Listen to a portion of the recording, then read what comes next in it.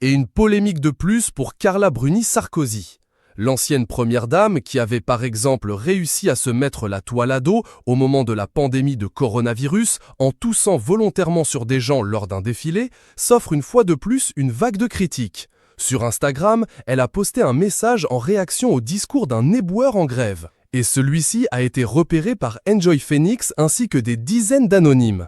La femme de l'ancien président de la République, Nicolas Sarkozy, a réagi à la publication partagée par la députée LFI, Clémentine Autain, sur son compte Instagram, d'un extrait vidéo dans lequel on peut voir un éboueur en grève, Brahim Sidibé, sur le plateau de BFM. Celui-ci s'oppose à la réforme des retraites repoussant l'âge légal de départ de 2 ans plus, a invité les ministres du gouvernement d'Emmanuel Macron à venir sur le terrain, une journée, pour voir ce que c'est de pratiquer son métier. Je n'ai pas envie de crever derrière la benne, dit-il.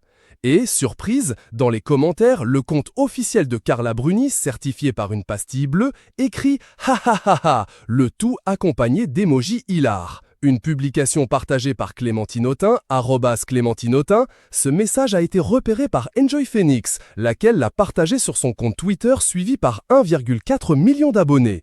Un homme qui parle de la pénibilité de son travail et Carla Bruni qui se tape une barre. Un commentaire. Où est la vanne, écrit la jeune femme. Un homme qui parle de la pénibilité de son travail et Carla Bruni qui se tape une barre. Un commentaire. Où est la vanne? pic.twitter.cfi/bzrf le 0EH20. Absolument scandalisés, les internautes ont dézingué Carla Bruni. Il est terrible votre rire, nous vivons vraiment dans 2 mondes différents. Alors là, où est le respect? Votre âme est aussi noire que les déchets ramassés par cet homme éboueur. J'ose espérer que votre compte a été piraté, parce que sinon c'est d'une cruauté. Votez sans nom. Je suis dégoûté.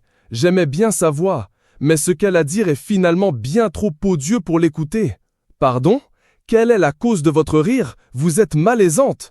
Ou encore, c'est dégueulasse votre mépris. Peut-on lire parmi des dizaines de messages sur Instagram?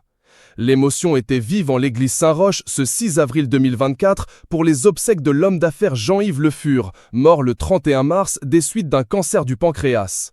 Son ex-femme, Maïwen, était bouleversée aux côtés de ses enfants. Et de nombreuses stars étaient présentes pour faire leurs adieux. Revivez la touchante cérémonie en images. Depuis plusieurs jours maintenant, les rues de la capitale débordent de poubelles qui s'entassent, et cela suscite la colère d'une partie des habitants. BFM TV relate qu'il y aurait à date 9400 tonnes de déchets non ramassés. Les éboueurs se sont mis en grève afin de manifester contre la réforme des retraites, adoptée sous les huées à l'Assemblée nationale le 16 mars par utilisation du très décrié 49.3, faute d'avoir l'assurance du vote d'assez de parlementaires. Un aveu d'échec pour la majorité présidentielle sur ce projet largement rejeté par les Français, comme l'ont indiqué sondage après sondage. Anthony Delon n'a sa langue dans poche, tout comme son célèbre père. La preuve, s'il en fallait encore une, ce 16 janvier, l'acteur de 58 ans s'en est pris à Anne Hidalgo. Mais pourquoi donc?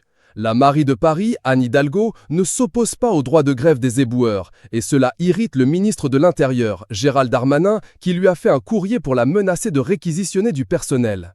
Il a demandé au préfet de Paris, Laurent Nunez, de formaliser cette demande par une mise en demeure, et celui-ci a reçu d'Anne Hidalgo un vent magistral. En fin d'après-midi, la municipalité a fait savoir qu'elle ne donnerait pas suite à cette demande, laissant entrevoir un nouveau bras de fer dans les prochaines jours, rapporte TF.